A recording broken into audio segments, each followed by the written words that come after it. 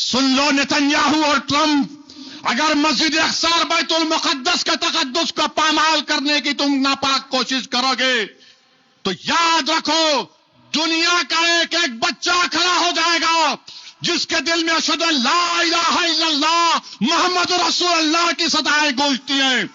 اب یہ ان کی ذمہ داری ہے کہ وہ مسجد اقصی اور بیت المقدس کو اس پر کوئی آنچ آنے نہ دیں۔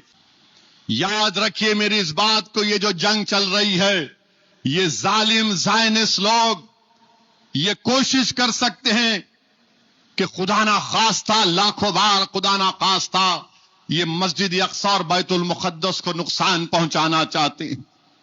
یہ ظالم لوگ مسجد اقصی کو تالا لگا دیے ہیں۔ یہ ظالم اسرائیلی حکومت آج عید مبارک کا پوسٹر ڈالتی ہے سوشل میڈیا پہ، ارے ظالموں تم نے 70,000 فلسطینیوں کو شہید کر دیا، تم نے ہمارے اسلام کی تیسری مبارک جگہ کو تم نے اس کو قفل ڈال کے رکھ دیا، اس میں نماز پڑھنے کی اجازت نہیں۔ لوگ آج گئے تو ان پر ٹیئر گیس پھینک کر ان کو مار کر گولیاں چلا کر بھگا دیا گیا۔ دعا کرو مسجد اقصی اور بیت المقدس کے لیے۔ یاد رکھو اگر کسی مسلمان کے دل میں مسجد اقصی اور بیت المقدس کا نام آ جائے اور تمہارا جسم حرارت نہیں کرے تو پھر تم کچھ کام کے نہیں ہو، تم کچھ کام کے نہیں ہو۔ یہ زائنس لوگ یہ چاہتے ہیں مسجد اقصی اور بیت المقدس کو نقصان پہنچایا جائے۔ یاد رکھو مسلمانوں، جو بادشاہ ہیں دولت مند ہیں، یاد رکھو اگر آج تمہاری زبانیں بند ہیں تو اس دن تمہاری زبانیں اللہ سے پکار کر بولیں گی کہ اقتدار پر تم تھے مگر تم نے مسجد اقصی اور بیت المقدس کے لیے منہ نہیں کھولا۔ اللہ تمہارے جسم کو بولے گا تم بولو انہوں نے کیا کیا تھا، کیا تم اس دن سے ڈرتے نہیں ہو؟ تم کیوں ڈرتے ان ظالموں سے؟ ارے یہ وہ جگہ ہے جہاں پر حشر کا میدان ہوگا، ارے وہ جگہ ہے جہاں پر میزان لگایا جائے گا، ارے یہ وہ جگہ ہے جہاں پر ہم گناہگاروں کو رسول رحمت آب کوثر کا جام انشاءاللہ اپنے مبارک ہاتھوں سے پلائیں گے۔ مسجد اقصی اور بیت المقدس عالم اسلام کو پکار پکار کر کہہ رہی ہے کہ اے محمد صلی اللہ علیہ وسلم کی امتیوں، مجھے بند کر دیا گیا ہے تو ہم اپنی دعاؤں کے ذریعے مسجد اقصی اور فلسطین کے لیے دعا کریں۔ یہ صرف فلسطین کا مسئلہ نہیں ہے، یہ میرے دین کا مسئلہ ہے، یہ انصاف کا مسئلہ ہے، اور ہم کبھی بھی نہیں بھول سکتے، نہ مسجد اقصی کو بھولیں گے نہ بیت المقدس کو بھولیں گے۔ ارے یہ وہ جگہ ہے جہاں پر رسول اللہ صلی اللہ علیہ وسلم نے پورے انبیاء اور رسولوں کی نماز میں امامت کی۔ یہ وہ جگہ ہے، آدم علیہ السلام سے لے کر عیسیٰ علیہ السلام تک 1,24,000 انبیاء رسول تھے۔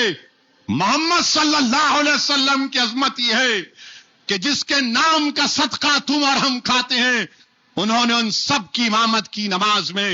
یہ وہ جگہ ہے کہ زمین سے لے کر عرش کا سفر وہیں سے شروع ہوا تھا۔ میرے عزیز دوستوں اور بزرگوں، بیت المقدس اور مسجد اقصی کو ہم نہیں بھولیں گے۔ یہ ظالم زائنسٹ اور ٹرمپ، ان کی سازش ایک ہی ہے کہ کسی نہ کسی طریقے سے مسجد اقصی اور بیت المقدس کو نقصان پہنچایا جائے۔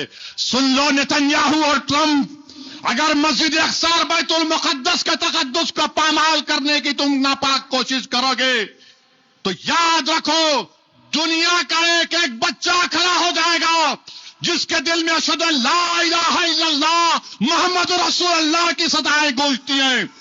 اب یہ ان کی ذمہ داری ہے کہ وہ مسجد اقصی اور بیت المقدس کو اس پر کوئی آنچ آنے نہ دیں۔ یہ ظالم نتنیاہو جہنم کا کتا ہے، اور ضرور انشاءاللہ تعالی اللہ اس کا حساب کرے گا۔ ہم تو دعا کرتے ہیں کہ تو 150 سال زندہ رہے، تو تڑپے اور تو زندہ رہے۔ تو کیا جانتا ہے کہ تو نے جو ظلم ڈھایا ہے، 70,000 فلسطینیوں کو شہید کر دیا گیا. میرے عزیز دوستوں اور بزرگوں، اگر ملبے کو اٹھایا جائے گا غزہ کا تو 10 سال لگیں گے ملبے کو اٹھانے کے لیے. سرزمین دکن پر بسنے والے مسلمانوں، سرزمین ہندوستان پر بسنے والے غیور مسلمانوں، ڈرنے اور گھبرانے کی ضرورت نہیں ہے. فلسطین کے وہ غریب اور مظلوم ہمارے سامنے ہیں کہ ہر بچہ یتیم ہو گیا، ہر بھائی اپنے بھائی کو کھو دیا، ہر بہن اپنے بھائی کو کھو چکی، ہر بیوی بیوہ ہو چکی.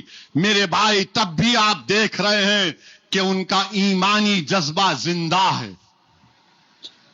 لٹے ہوئے گھروں کے سامنے ملبے گھروں کے گرے ہوئے ہیں، مگر حی علی الصلاۃ اور حی علی الفلاح کی صدائیں دے رہے ہیں.